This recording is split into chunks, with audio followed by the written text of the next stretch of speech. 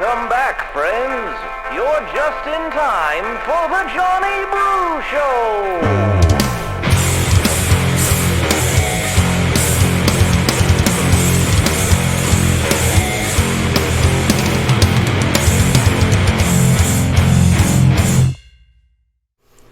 What's going on, everybody? My name is John Brookhagen, host of the Johnny Brew Show, and we have got a super special, another great interview. We do have, I know you guys are all plugged into the CCRP and the elections and the court cases and everything else. We do actually have a state party that is a little less dramatic than the Clark County party, but they do have a dramatic election coming up, and the chairmanship is up for grabs at this coming election, October 16th in Winnemucca, to represent the Nevada GOP, which is a position I believe has been held by Michael McDonald since 2013. There is only one other gentleman in the race. It's a two-man race, and now it'll be Michael B. Jack, and he's running on a slate with a vice chair named Varlin Higbee. If you guys have done any sort of research on these two fine gentlemen, you could see that they do have some impressive resumes, but there is very little about them online. So here on the Johnny Brew Show, we're here to meet Michael B. Jack and Varlin Higbee. Welcome, gentlemen. How are you? Thank you. Thank you for having us. Oh, I'm really thrilled to have you guys. I mean, really quick, first of all, this isn't going to be aired today, but today that we're recording, it is September 11th.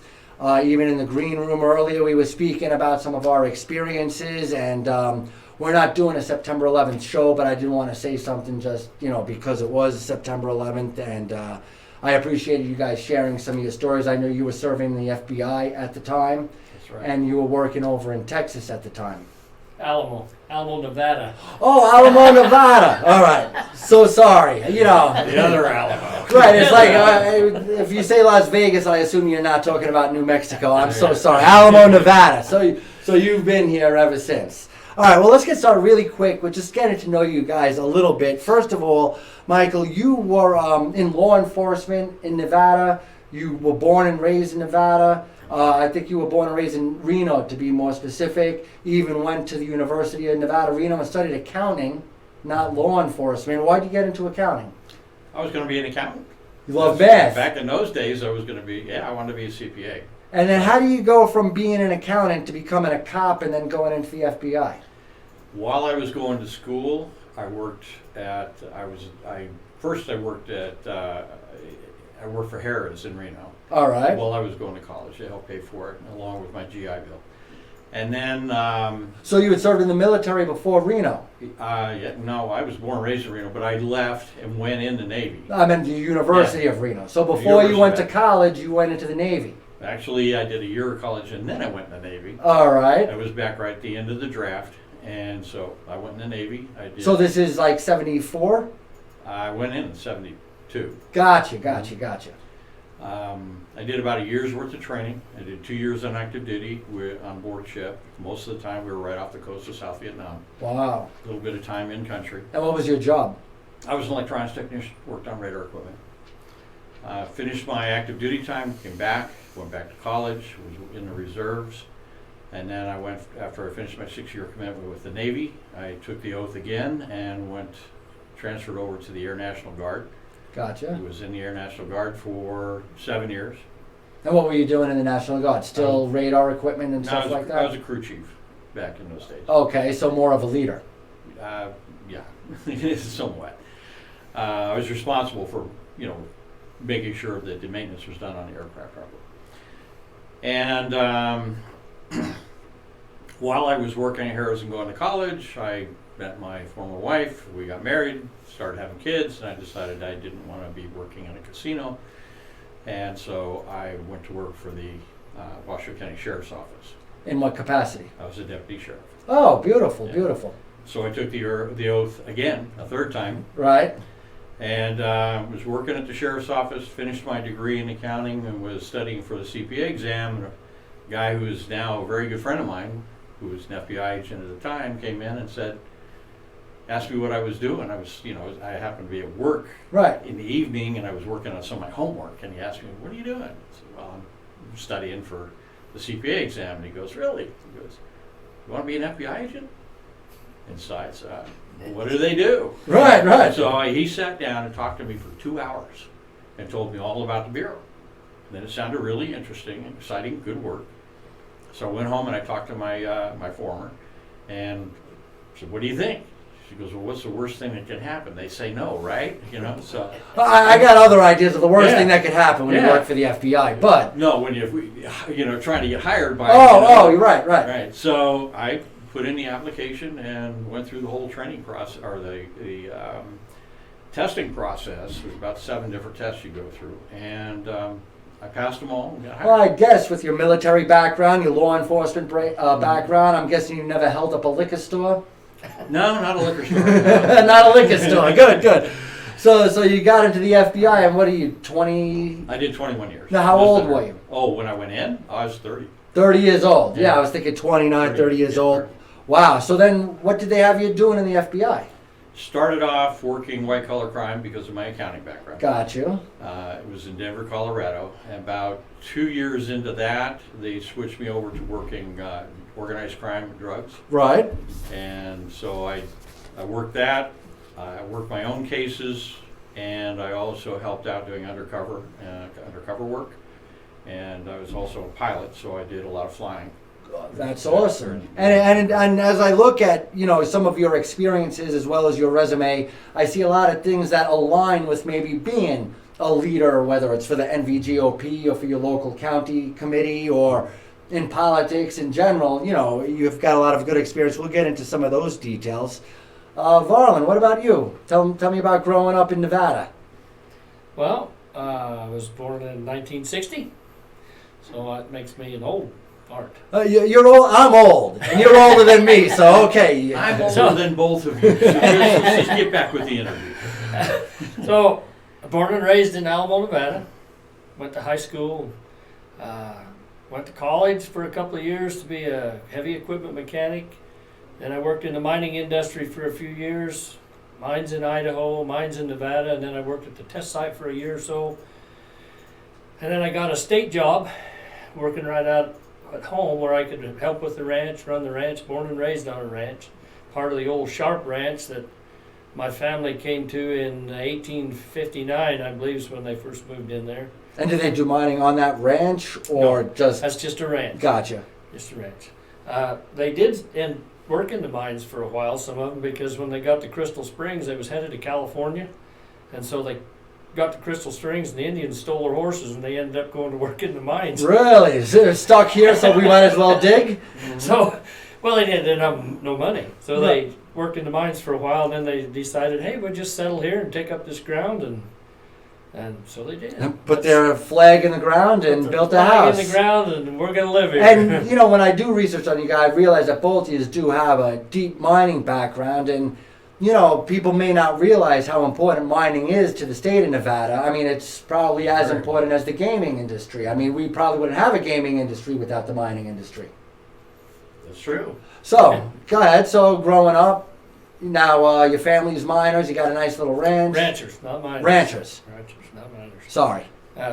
So the ranching industry, and I went on to college, and of course, 30 years. I spent 30 years working for NDOT as a. You went to college? A couple of years. And what did you study? Heavy equipment. Heavy mechanics. equipment. Yeah.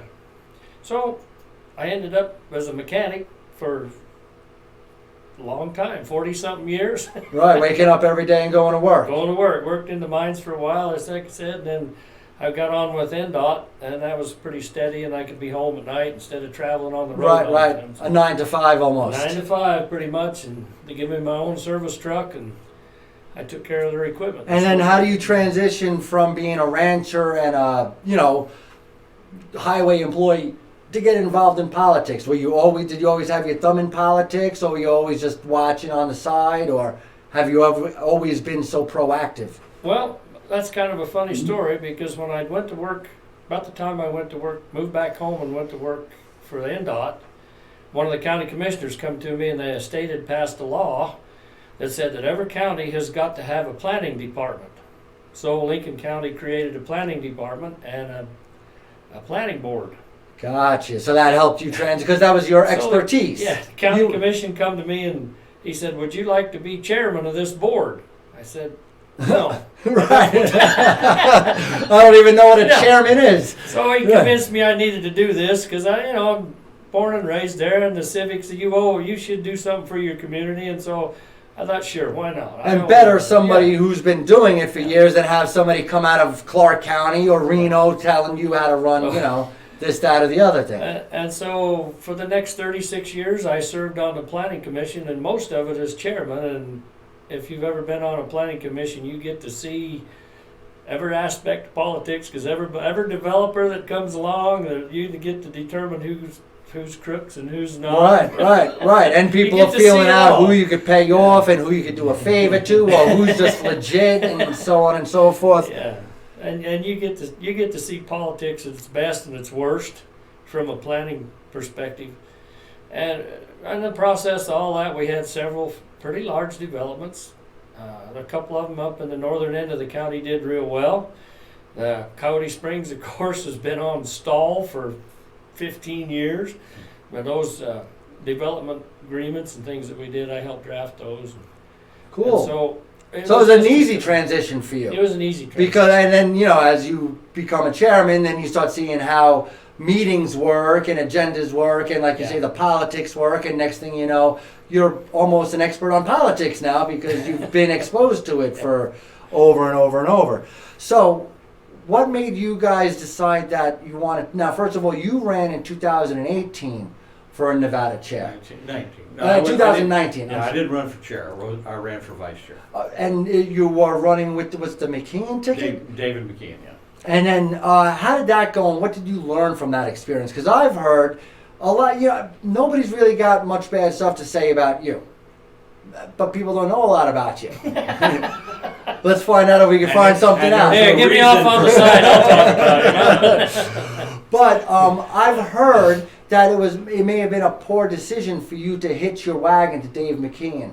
Do you have regrets, or what did you learn from that experience? And is there anything you want to clear the air about regarding that? Yeah, Dave McKeon took a bad rap.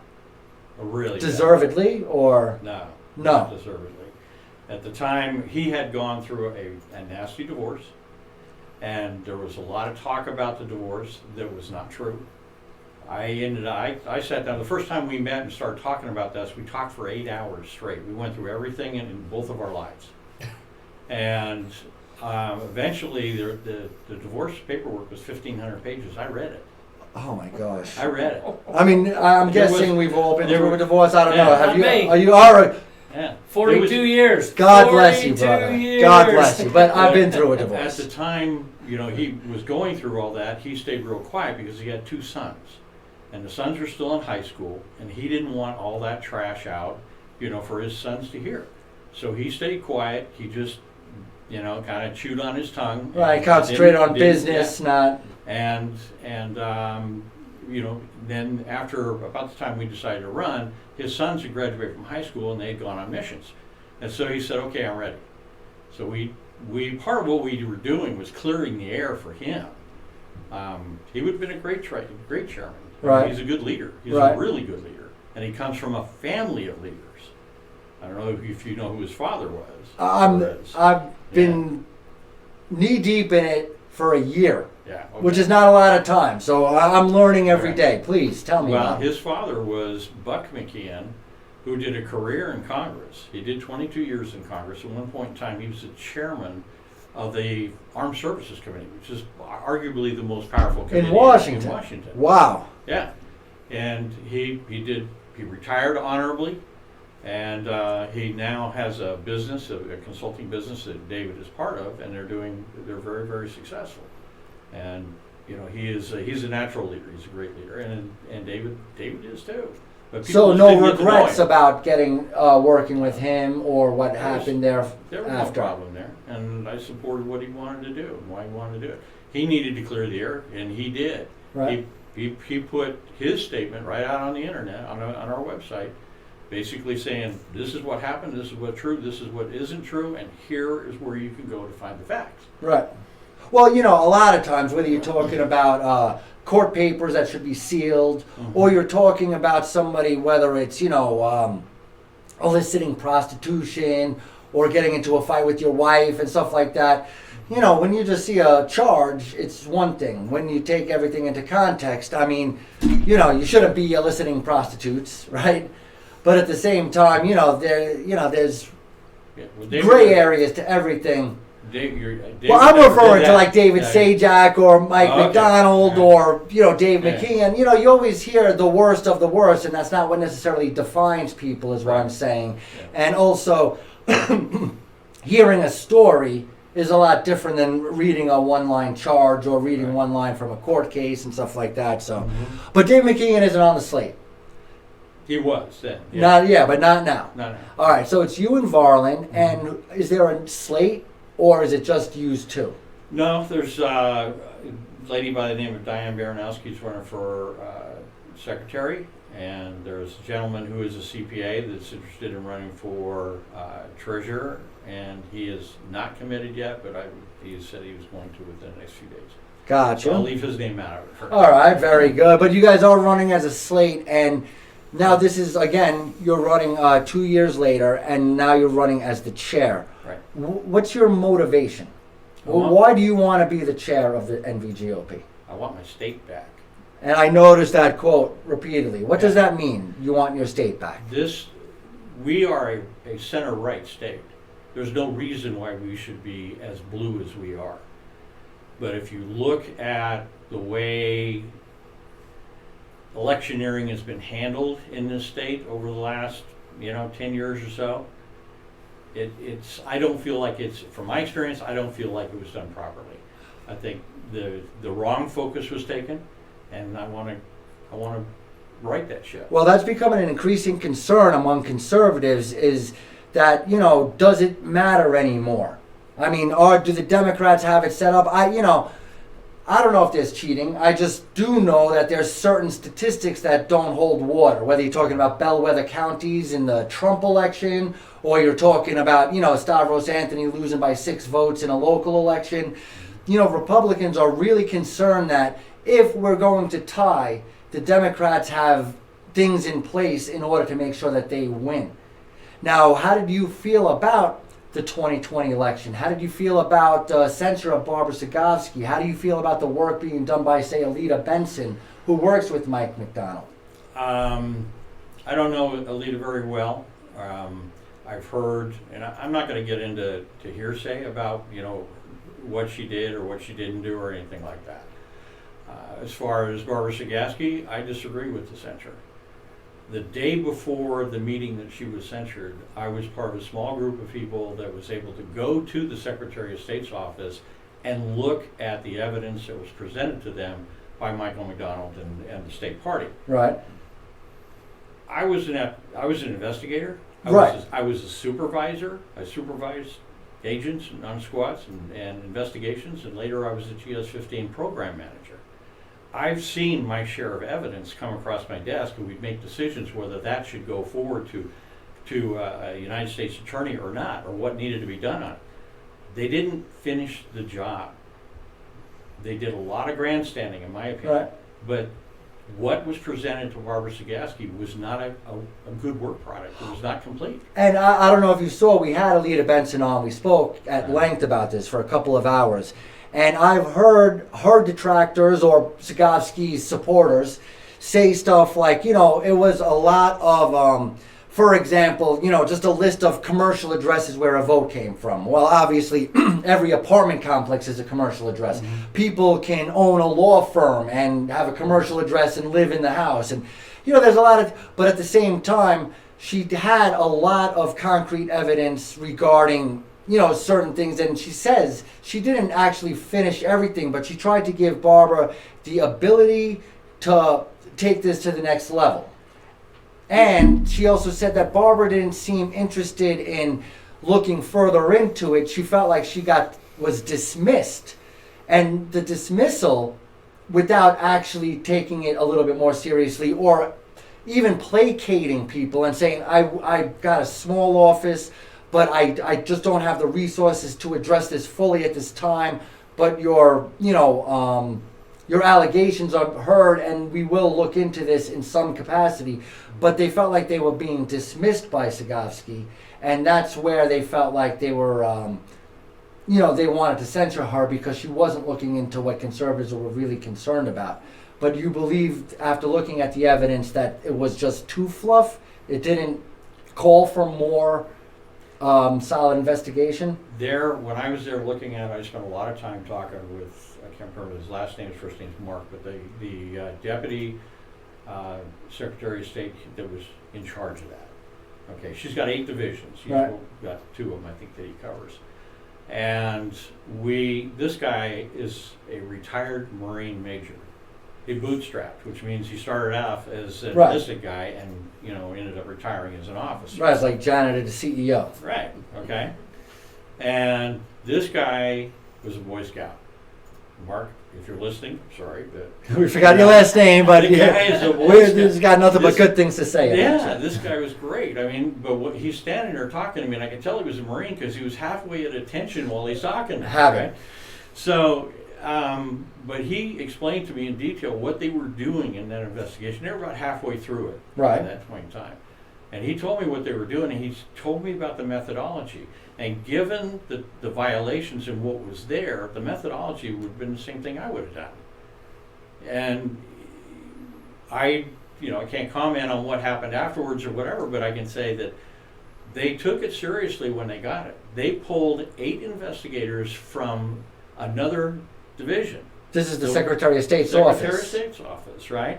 These are guys that work white-collar crime. These are guys that work... So you were work- saying maybe their messaging was flawed, but not their follow-through. They No. did go through They it. They did. did take They it did. seriously. They did, but when you have, in one area, you have thousands and thousands and thousands of lines of data, instead of going through line by line for something that, where the allegation Right. was a misdemeanor, you have to... Right, so if you have a figure piece out- of paper with 40 commercial Yeah. addresses, 2 of them should be highlighted as we visited these 2, and these are the They- examples that we They need to investigate.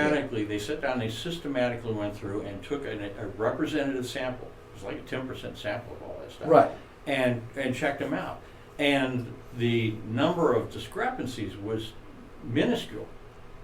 And so, I mean, a lot of this stuff is stuff that should have been done Right. before it even got to the Secretary of State. And part of the problem is before an election, they say you can't bring this to court because an election hasn't happened. And then after the election, you bring it to court and they're like, all right, it's already too late, they're in office. So how do we reform our elections? How do we address our problems? And before we get off the Sagowski train, you may not support her censure, but how do you feel about election integrity in Nevada as a whole? Or maybe how does that relate to what's the audit in Arizona? Election integrity, first of all, election integrity in Nevada is weak. It's weak because of the NRS. There isn't the laws, the structure of laws in there to really handle something like what could possibly have happened here, or what happened in 2020. It basically took a lot of folks by surprise, okay? So that's one thing that needs to be addressed. Well, you talk about like the Native Americans who were giving out $50 gift cards for, that's not malarkey. I mean, we got that on tape. Mm-hmm. But where does that, you can take that and you can work it up as a case, right? And that's exactly what they did. But then the next step, they can't prosecute. They're not prosecutors. Right. All they can do is take their findings And recommend them for and indictment or and something. guess where they go? Guess where it goes next? To the Aaron district Ford. attorney. Aaron Ford, no, the Attorney General, The attorney general. I'm sorry, that's what I meant. okay? And what's he gonna do with it? Well, I know just about a month ago he had just convicted or indicted a Trump voter for voting twice. I just saw that in the newspaper about a month ago. Aaron Ford's on election integrity if you vote for Trump. Right. So, I mean, it's very, very political. So even if Sagowski took it, did it, yada, yada, yada, it's still going nowhere because apparently we're a blue state? Yeah, we are for it's like if you look at the legislature, Yeah. if you look at the big well, take for instance Clark County. How many county commissioners do you have? Oh my gosh, I'm supposed to know this, right, guys? Come on. 7. Yeah, 7. Like the Okay. trustees, 7 trustees, Yeah. 7 county commissioners. All right, I got Right, it. so- I knew that. Give me another one, Of course Michael. you did. Give me Okay. another one. How many of them are Republicans? Zero? Let me use Okay, be careful Zero. doing that. Yeah. Be careful with the okay sign. Zero. Okay. Right. Who hires the voter registrar? The county commissioners? Okay. Now, whether there's any nefarious activity going on, who knows?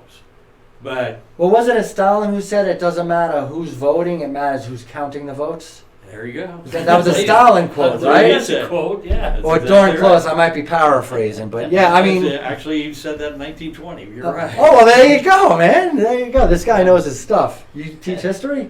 I don't teach it. You would? I used to teach, but it was all accounting and finance. So. All right. So, and then, moving on, I was going to say, how do you guys feel about Donald Trump? You know how I feel. Right. So you're running against Michael McDonald, which he would be considered a friend of Trump's. He was, I believe, if I'm not mistaken, the first state commissioner or state chair to endorse Donald Trump back in 2015 or early 2016. Yeah, but you know what? Go A ahead. little bit of history. He was not the first person to introduce Donald Trump in Nevada. Ah, who was? Was it one of the 7 Democrat county commissioners? No. No? It was David McKeon.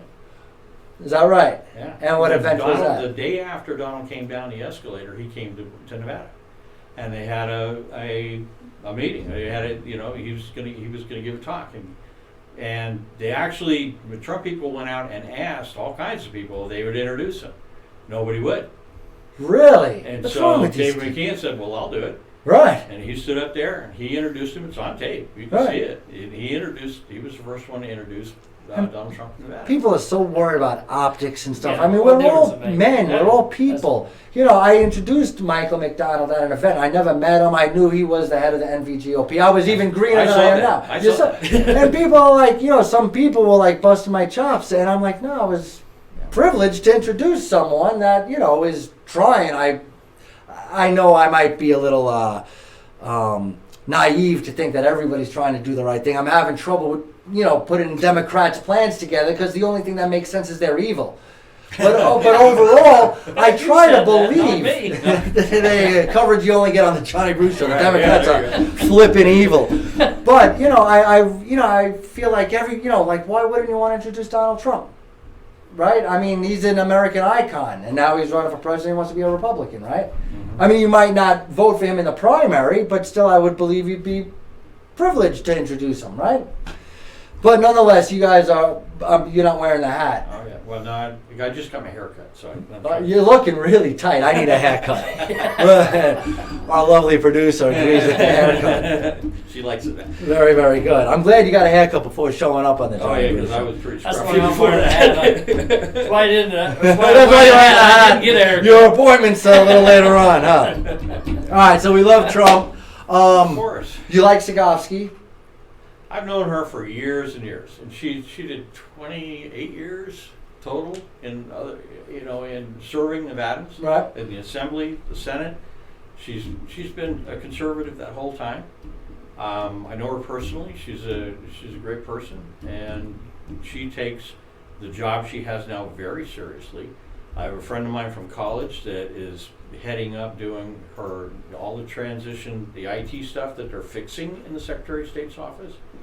And there's some phenomenal stuff that they've accomplished, but none of that gets put out. Well, I know in my thoughts of Barbara Segovsky, I think about what it must be like to work in this atmosphere where you're surrounded by socialist, progressive Democrats. I mean, it must be almost impossible. I'm a teacher. I work at a school, right? And I feel lucky that I'm at a school that is pretty diverse regarding political thought and accepting, and you don't have to hide the fact that you're a conservative, which you would if you worked for, say, CCSD. But I know. I didn't hear that. Well, I know what it's like to work for CCSD. You know what I mean? And you almost have to watch what you say and not give away the fact that you're a Republican when you're working at CCSD. Obviously, everybody knows your political affiliation when you're Barbara Segovsky or you're Steve Sisolak.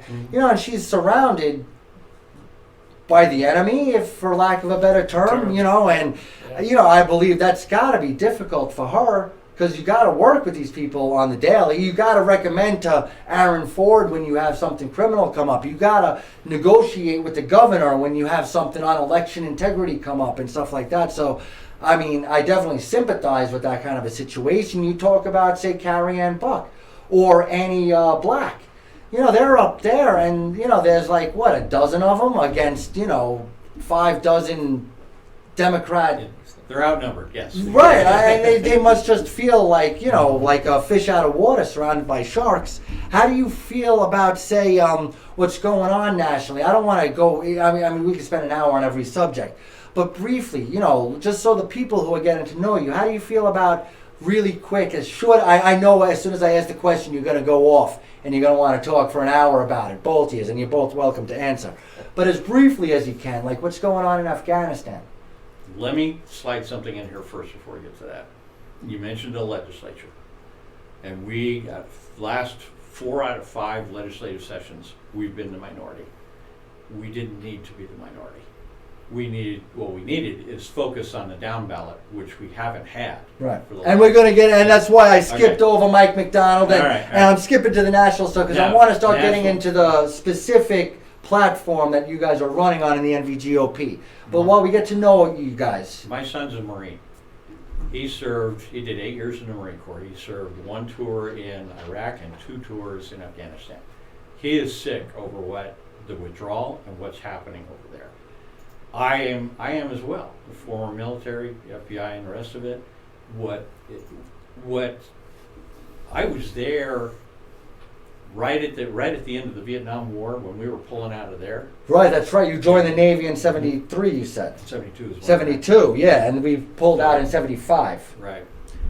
And so I can relate to those people that are, you know, all of a sudden last minute, just this knee-jerk reaction, we're going to pull everybody out and not even follow the plan that was on the books to do it. Right. And leave people, you don't leave people behind. You don't leave citizens, you don't do I mean, that. out of Biden's own mouth, he said that a dozen times. Yeah. Never. So it's an embarrassment. It is a complete and total embarrassment. Anything you want to add, Varlin? Oh, he's touching on it pretty good. My thoughts exactly. Yeah. Well, I mean, you know, and literally, you could, as by we're praying for the people in Afghanistan, you know, and I posted a comical, not to make light of such a serious situation, but I posted a comic, you know, of 2 Afghani women praying for the women in Texas over this abortion law. I mean, you know, you start to get perspective of what's really going on in the world, and, you know, you realize what does it really mean to be oppressed. You know what I mean? I don't think, you know, well, how about the spending in Washington? Because, I mean, we're going to have to get some congressmen, right? Or women. We're going to have to send some people from Nevada to Washington, right? Let him start with that. Go ahead. Tell me about the spending. Well, spending, and anybody that's been in business knows you can't spend something you don't have. Unless you're in government. Unless you're in government, and you just print more money. And sooner Right. or later, it's going to all come tumbling down. But the bottom line of that is we cannot fix, as a country, we cannot fix our federal government until we fix our states. And by that I mean we start right at the local level. I just read a book, part of a book, I'm not done with it yet, about George Soros. In the last 12 or 15 years, he has spent over $16.7 billion And his number one motivation is money. So, on down ballots. right. Now, why? Ask yourself. That's what I'm saying. Why did he spend that money on down ballots? Because he Why? wants a return. He wants a return. But all politics is local.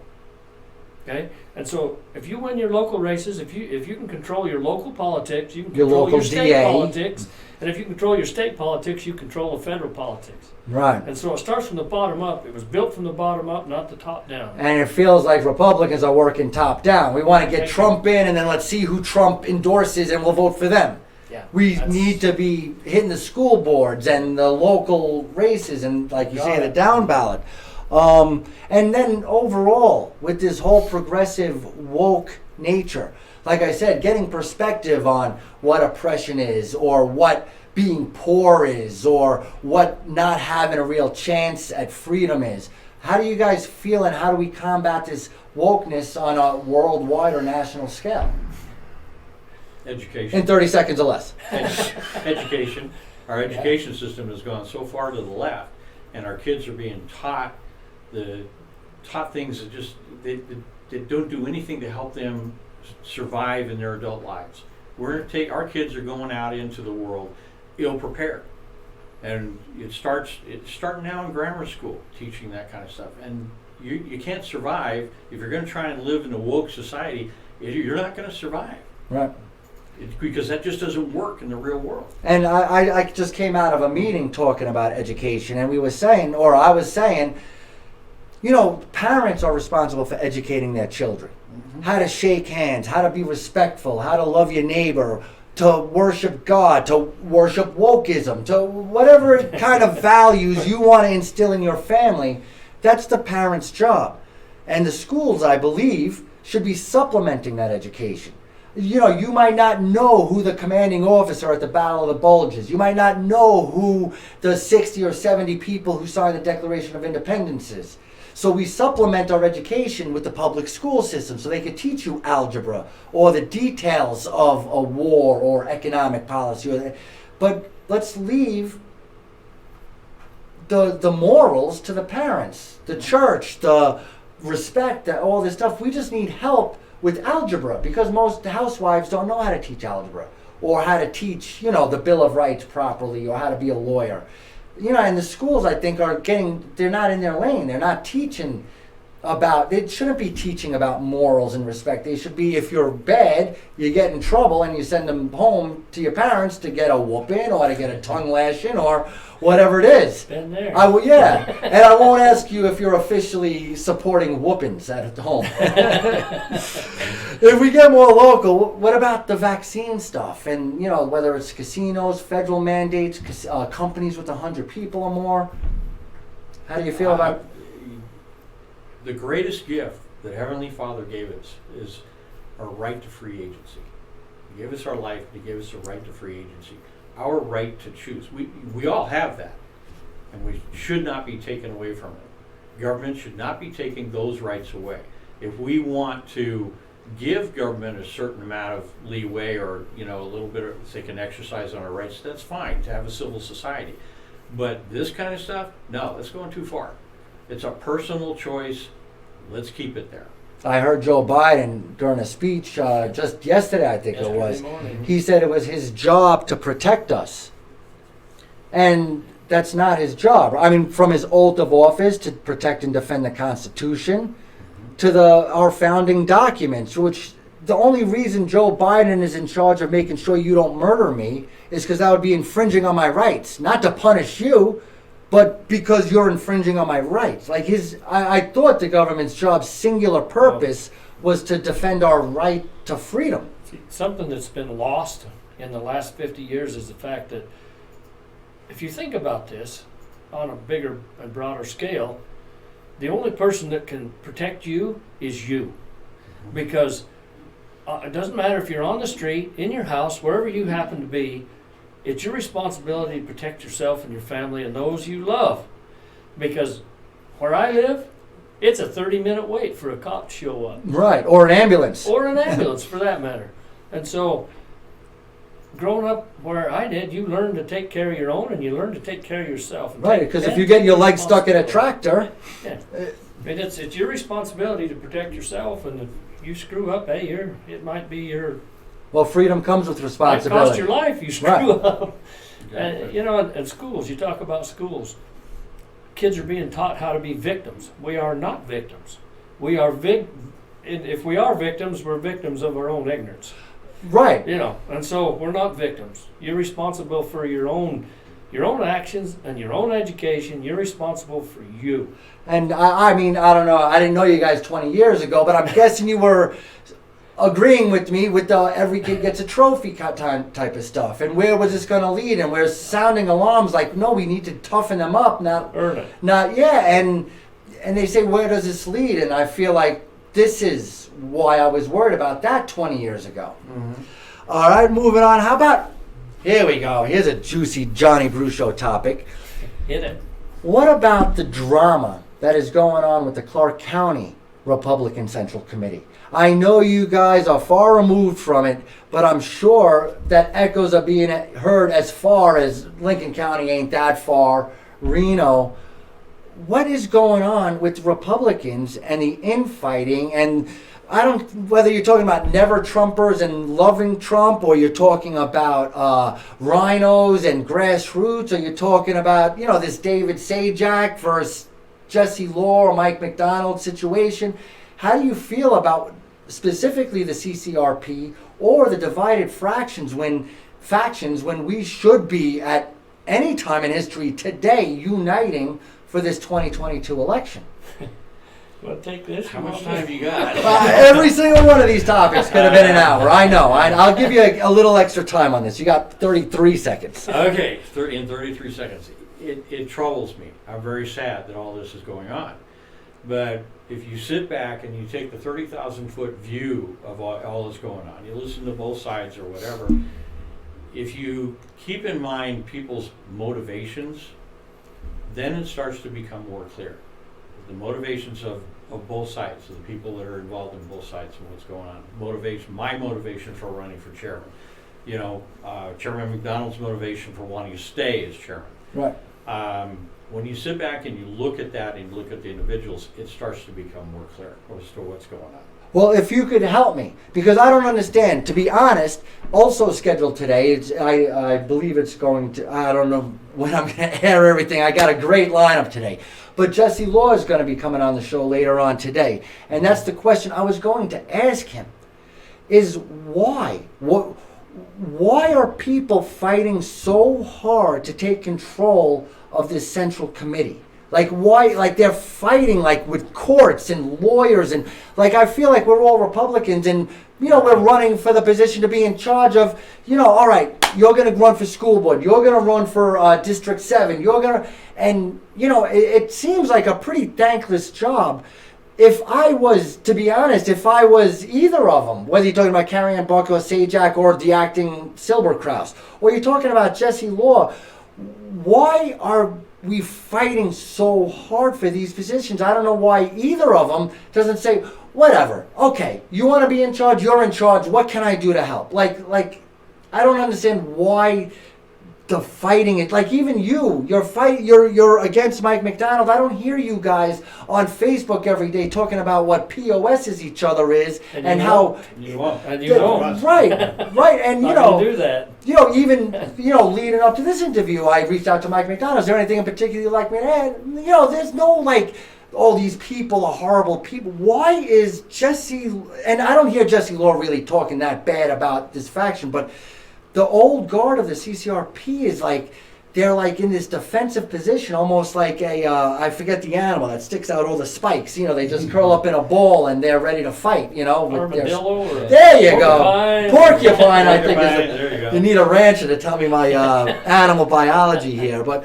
what is it? What is motivating these people to fight so hard for these positions when really we should all just be worried about down ballot Republican conservative candidates? You just touched on part of it.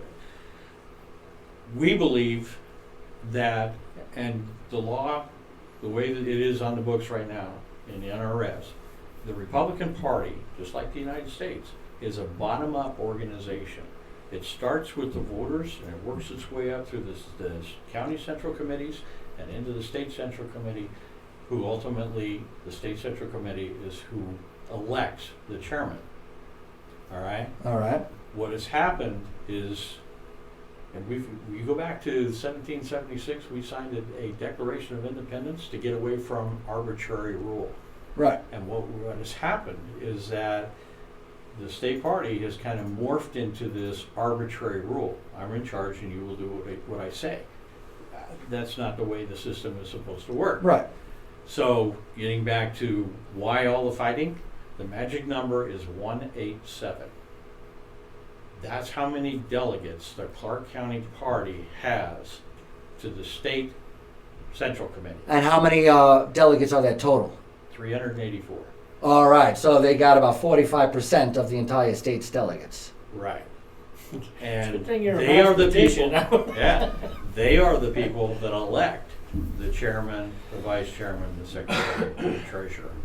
So the battle behind the scenes is the election that we're involved in. And the battle in Clark County is to try and make sure that 387 are elected properly and not just picked because they support a Right. particular person. Well, and I don't know the details, but for example, regarding the censor of Barbara Sagofsky, there was like, I guess he said 170 something Clark County delegates, but apparently they only had like 140 delegates going to Carson City. So if the CCRCC doesn't assign those other 30 delegates, then the state party could. So the state party called up 30 friends to be delegates, and that was pretty much the deciding factor in the censor of Barbara Sagofsky. That's part of the battle. Am I Because remembering? Am I correct in you're that? Close, yeah. You're close enough. That's part of the problem is that where did they get the authority to do that?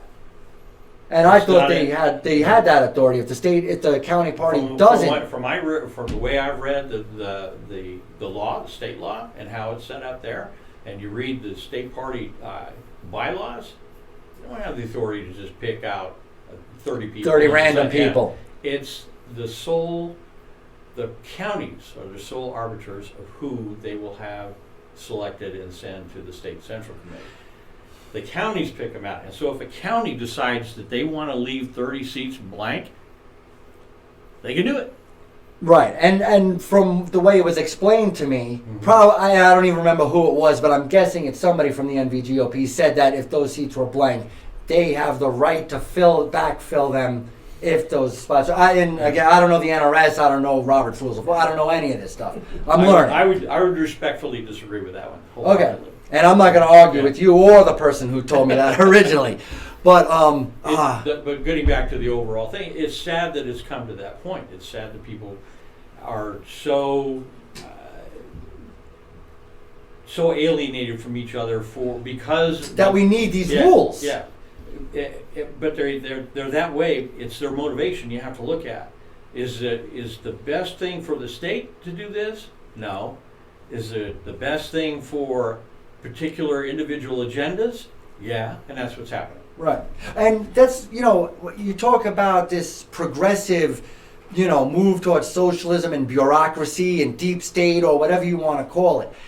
I feel like if we were gentlemen, if you went into a restaurant with your 2-year-old and I said, hey, you mind if I smoke a cigarette after my meal? And he said, oh, I usually don't care, but I got my 2-year-old here. Can you wait till we're done? And I said, no, but we don't need smoking law. Like, if people were gentlemen, if people were kind, I don't understand why we need so much bureaucracy when really it should be half the state getting together saying, I think he's the best guy for the school board. I think he's the best guy for lieutenant governor. They believe in freedom and lack of bureaucracy. Like, when are we going to get back to just being free and agreeing? And the enemy is clear. The enemy is not Carrie Ann Buck. The enemy is not Mike McDonald. The enemy is not you. The enemy is not David Sajak. The enemy, I'm sorry, and I hate to even call another American the enemy, but the enemy is Sisolak. The enemy is Governor Newsom. The enemy is, Aaron Ford, that are just letting people go, but meanwhile they're going to bust a Trump guy because he voted twice. When the Native Americans are doing it for Democrats, and we need to get together, and time is running out. The election's in 13 months.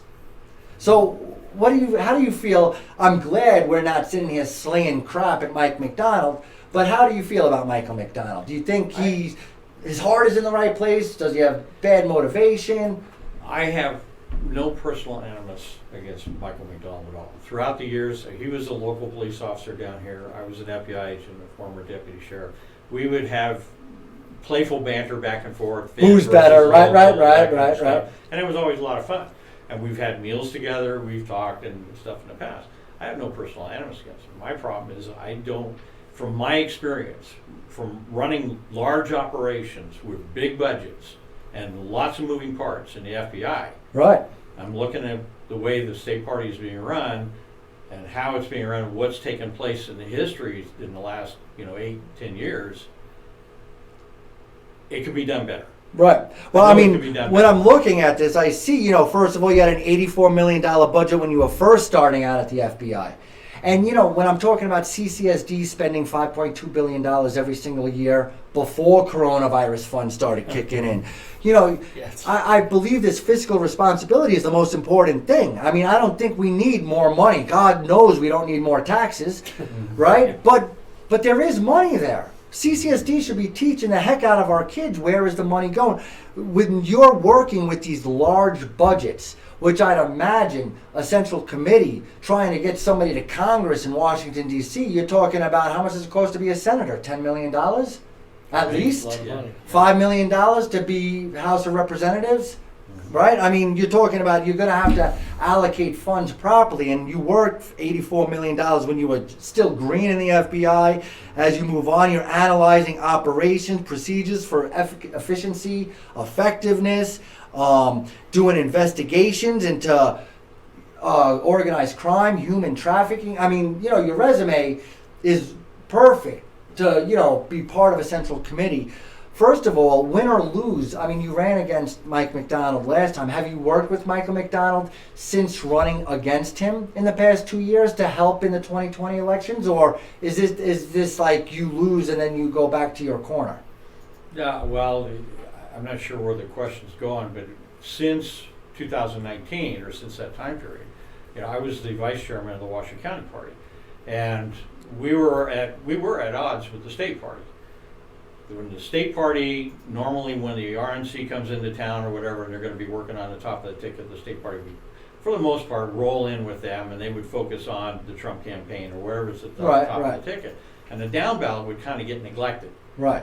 And that's why we don't have the majority in legislature. Right, so you felt like you needed more support on the bottom. So what we did in Washoe County is we worked on the down ballot stuff. Right. We focused But you needed more primarily on the legislature because we have to take the legislature back. Right. At least one house to stop all this madness going on. Right. So that's where we focused. But at the same time, what we're doing is we're out there talking to low propensity Republicans, independent. You got to have independents to win a race in this state. Right. Okay. And so we're talking to them. We're getting these people. We're finding out who the conservatives are out there, and we're motivating them to get to the polls. Right. And we're getting the down ballot candidates out talking to them. And getting them. And that's what we need. That's why I'm here, just to get the down ballot, right. just to get people to know each other. So what we were doing is we're actually working from both ends to the middle to win. Right. But because we weren't following the dictates from the RNC, exactly the way he wanted, top-down stuff, right, then we were at odds. But you felt like if he threw you a crumb, mm-hmm. that could have made all the difference down ballot. They didn't like the way we were, the systems we were using, the way we were doing it. We got some very, very smart people involved up there. And the reason this question sounded suspicious, and because you said, I don't know where you're going with this, is where I was going with it is, if you were to lose to Michael McDonald, are you still looking forward to working with him? The only reason I asked it that way is because you already did run against him, and I just want to know how does that relationship work, and because again, we need to get together, and that's my whole point. I would not. I'm not the type of person. What's the best way to put this? This is not personal. This is just business. Right. And you think you could do a better job than Michael McDonald. Exactly. But you still like him and respect him, and if he was to win, you're still hoping he succeeds. Which is not the feeling that I'm getting from the Clark County. No, for the state, I hope he succeeds. Right. The most important thing is getting the state back on track. Now, if his system, if he modifies it, does whatever, if he wins and he does that, and we get back on track, thank you. Right. Okay? But I will still be working in other areas to get the same thing done. Ultimate goal is we need to get the state back under control, and it needs to be red. If we own the down ballot and we own everything up to the top of the ballot, and we do get to the top of the ballot too, we will have no problem taking this state, the 6 electoral votes from this state, and giving it to whoever's running for president on the Republican ticket. Or even just a senator. Whatever. Oh my God, just one senator. But we got anything. We got chaos in those races right now. We got how many people running for senator right now? 3. Right. Three in the Right. race right And now. with 13, and we're still, what, Okay. 10 months away from the primary? Right. How many people are running for governor? Right. 15. 15. How Right. many people are running for, CD3, CD4? I mean, It's just there's too many, tons of people. and it's a free-for-all. I feel like we have no leadership, and I'm hoping, I pray, literally, that after this is over with the CCRP and that you guys get their election over, I'm hoping come October, come Halloween or Thanksgiving, that's it. It's all hands on deck. That's what I'm praying for. It will be, as far as we're concerned, it will be. Good. But again, we may not be, marching to the same orders, orders coming down from on high at the state level, Right. because we're in the county. We know what our county's like. We know what needs to be done, and we're going to do that. And the objective is to get Republicans elected. We need to get them elected. We got to get people to the polls. All right. Well, listen, right before the election, if it's anything like what I've learned so far at a committee meeting, you'll get 2 minutes to speak before the election takes place at the meeting. I think it's up to 5 now, but you're right. Oh, well, this is the Johnny Bruce Show. So I'm going to give you a dress rehearsal. I'll tell you what, I'll give you 5 total. I'm going to give you 2 minutes to look into that camera. You tell the people why they should vote for you for vice chair. When he concludes, I'm going to give you 3 minutes. You look into that camera. You practice your little speech. Talk to the people. We got lots of people who are looking to get to know the Republican candidates better. All right? You got free for all, 2 minutes. Ready for this. Mr. Higbee, On your mark. all lights are on you. Go. Okay. As an outsider looking in most of my life, been involved in politics. What I see across the state and in Clark County we need to make some changes. And I think those changes need to be unity. We need to bring unity to our county parties and focus on set some goals for the state and for our counties and push towards those goals and bring everybody back together in this party. And I don't know whatever that's going to take. We're going to have to take some ground level stuff to do that. We got to stop pointing fingers at each other and calling names and show some civility to bring this party together, and whatever it takes. Mike and I have a plan. He'll lay it out for you.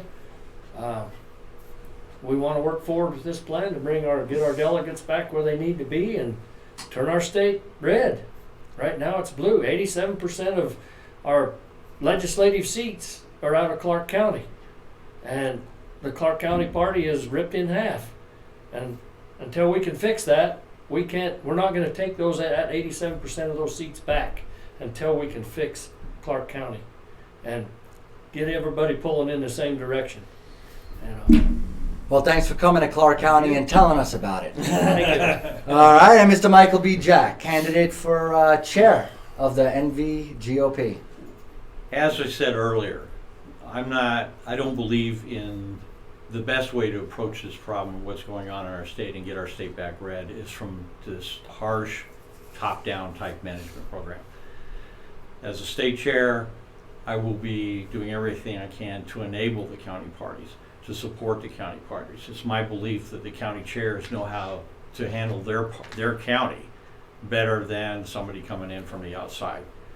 So a lot of my job will be to do that. And I believe that when you sit down with people, you can't sit down at a table and say, okay, this is what I believe, or this is what is going to be done because I say so. What you need to do is sit down with people and listen to them. And you can each state your side of the problem, or what needs to be done, or how it should be done. And then if you're not in line, you work at something synergistically. I don't like the word compromise, because compromise, you're going to the least common denominator, right? So I would rather go to something more synergistic, where instead of 1 + 1 being 2, 1 + 1 becomes 3 or 4. And you end up with a much better resolve to whatever the problem is, if you can get to that point. But you got to set aside all the emotion, and there's way too much emotion in our party right now.